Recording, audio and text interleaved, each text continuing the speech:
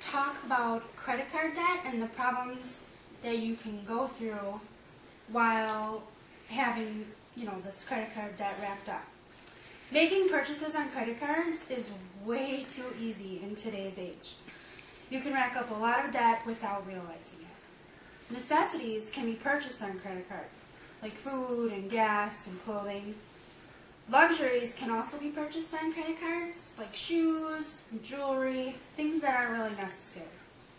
Making balance transfers is very easy too, like combining credit cards. A balance transfer is when you transfer one balance from one credit card to a different credit card. This is done for a couple of reasons. For one, you could get lower interest rates. For two, you might only make one payment versus two or however many credit cards you're going to combine. And another reason to make balance transfers is to switch credit card companies, for whatever reason. There could be lower interest rates at a different credit card company. There could also be less fees, no fees, and most importantly, no annual fees. It is also possible to make withdrawals off of your credit card account. You can take cash out off of your credit card account from any ATM. Some drawbacks include larger interest rates on the cash that you withdraw and possible penalties while taking that cash out. You can also write checks that are linked to your credit card account. A bad thing about writing checks is that there are extremely larger interest rates. And a good thing about writing checks that are linked to your credit card account is that you're able to pay bills the same way you normally do off of a check. Or you can also make large purchases, which is better to do on a check than in cash.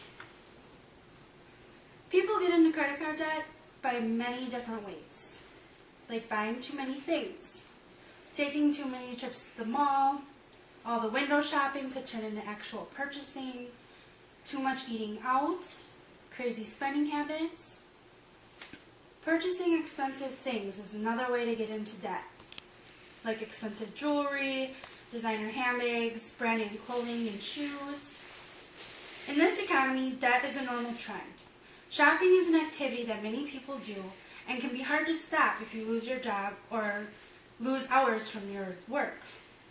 Things to watch for while you're shopping are to make sure you buy things you need and not want. That's a big one.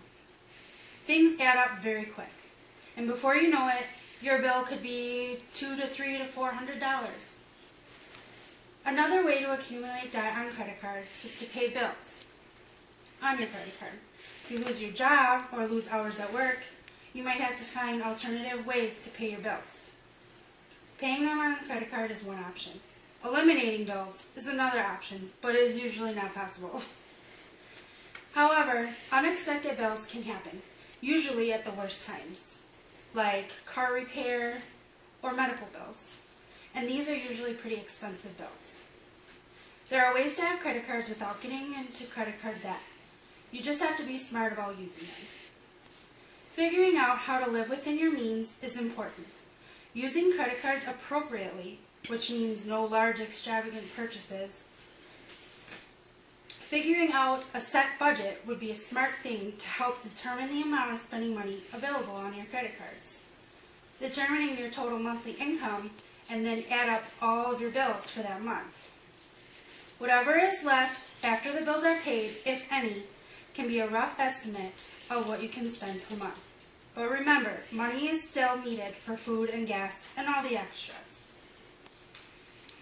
And now I'm going to show you a chart that I drew, which shows the amount of credit card debt versus the income of an average household.